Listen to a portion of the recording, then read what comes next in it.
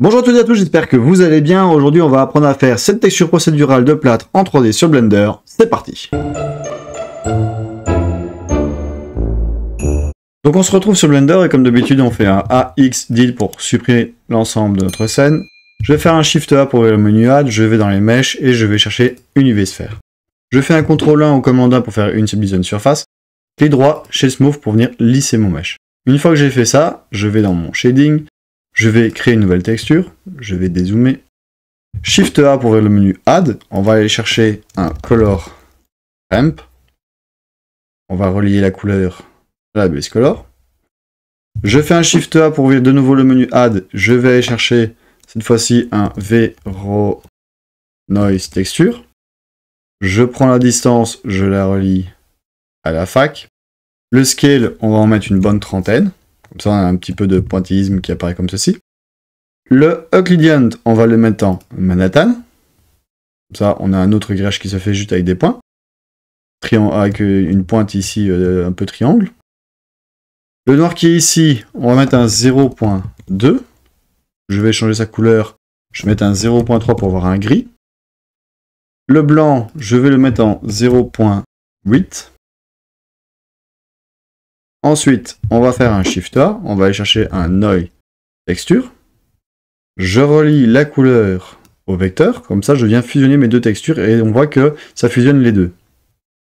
On va pas toucher au scale, au détail, à la roughness et à la distorsion. On va faire un Shift A, on va aller chercher le mapping, pour pouvoir déplacer notre texture si on veut. On va faire un Shift A, on va faire la texture coordinate. Et vu qu'on ne fait pas de dépliage du V, on va prendre par rapport à l'objet. Je vais dézoomer.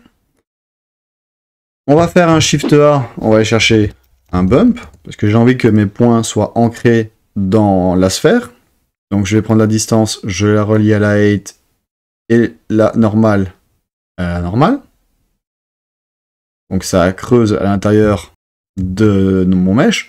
Je vais venir diminuer la force parce que c'est un peu trop. 0.5 c'est largement suffisant. Je trouve que j'ai trop de noir. Donc ce que je vais faire, c'est un Shift A et je vais chercher un Color Ramp. Je vais l'ajouter entre les deux. Le noir qui est ici, je vais le mettre en 0.2. Et le blanc, si je le rapproche, on voit que ça fait un peu plus ressortir notre noir. Il est moins fondu dans le blanc. Donc je vais le mettre en 0.5.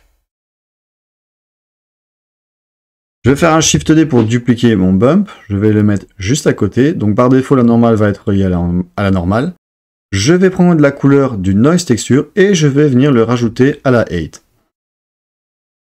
Donc on voit qu'on a des taches qui sont apparues sur notre plâtre.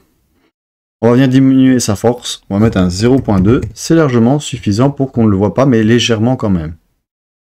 On voit qu'il apparaît. Une fois qu'on a fait ça, je vais mettre le V-Noise Texture à côté. Je vais faire un Shift A. Je vais aller chercher un Mix. Je vais le mettre juste ici au-dessus. Et on ne veut pas un float, mais on veut une couleur. On ne veut pas un mix, on va faire un Add pour ajouter. On va prendre la distance, on va le relier dans le A. Je vais prendre le Noise Texture et je vais aussi l'ajouter ici dans le B. J'obtiens une texture que je viens rajouter à la fac ici. Et là, c'est mieux, on a moins de points présents, mais qui rentrent vraiment dans la texture.